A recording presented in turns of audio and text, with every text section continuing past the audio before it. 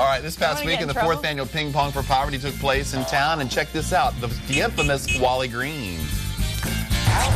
So the stroke that he's making is called a loop or a drive, depending on where you're hitting it. Well, it's hard to talk and play at the same time. I can't even breathe, man. Yeah, I used to be in a gang, doing some bad stuff. I mean, the worst things that ever happened to me, I mean, I got shot twice, stabbed a couple of times. I mean, not to the point of death, but, you know, still there, a lot of fights, you know. I was a bad kid, let's say. What we're doing is just basic forehand, backhand. So he's doing forehand, I'm doing backhand, and this is just a basic route, you see? When I was 19, I played a lot of sports, and I found ping pong through pool. Eventually, I met some guy who was from Israel, and the guy didn't have a partner. He was like, listen, I'll pay you a couple of bucks to play with me. So I played with him like maybe twice a week, paid me 20 bucks. And then eventually we had a good friendship, and then, but I was still in my gang. I was still doing all this crazy stuff I was doing. And he knew, like, you know, I think maybe in the next 4 years, I would probably be dead or in jail for life or whatever.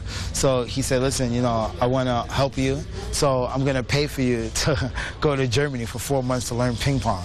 So 1 week after 9/11, I went to Germany for the first time, I left, you know, what I knew, you know, only thing I knew was like my hood, and I left that to go play ping pong, to learn ping pong in Germany, yeah.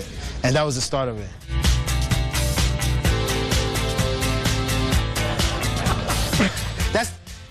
That's the new Michael Jackson, man. That is the new moonwalk. I left my house at 14 years old. So for a year, I was just like, I was homeless. I lived in the street. What I ate, if I was lucky, was worth 50 cents, really. It was a quart of juice, I never forget, and a quarter pack of cookies, which you can't even buy a quart of juice anymore, and there is no more quarter pack of cookies, you know. Or I would go into a supermarket and just steal something, like throw it in my bag and just walk out with it. You know, you just want to eat, so your hunger controls you to make you do anything to get food. Like you want to do anything. If you got to rob somebody to get money, you got to go in the store, steal something, you know. It makes you do that. And it's not only in America, it's all over the world.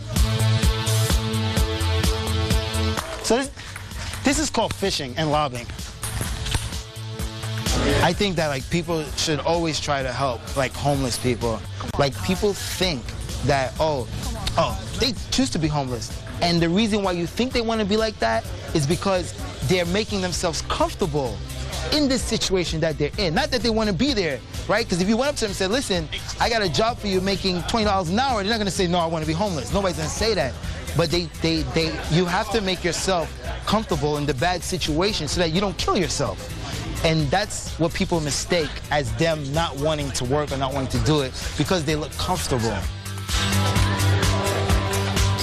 He is the infamous Wally Green, and since this is Hunger Awareness Month, I thought it was appropriate that he tells his story about being homeless and hungry, and he says it's worldwide. He told me a story about when he was in Japan. He was at a McDonald's, and he was sitting there, and a homeless person who was hungry came in, snatched a burger off someone's table, and just started wolfing it down. The person was just terrified and mortified about what was happening, but he'd been there and said, it's okay. He's hungry, it's okay. And he bought the person a burger and said, this is just the way it is when you're hungry. Yeah, wow. So he has a true life experience to share with a lot of people. Funny guy, too. Yeah. And he says that if he didn't find ping pong, he'd probably be in jail or dead. Yeah. So, Wow. Ping pong saved his life. Neat story. Well, he's good. So. He's good at it. Does little moves. You like that haircut, New Michael too? Jackson, yeah, the blonde. He's a blonde. All right, speaking of classics, let's take a look and see what we got for the pop quiz for today.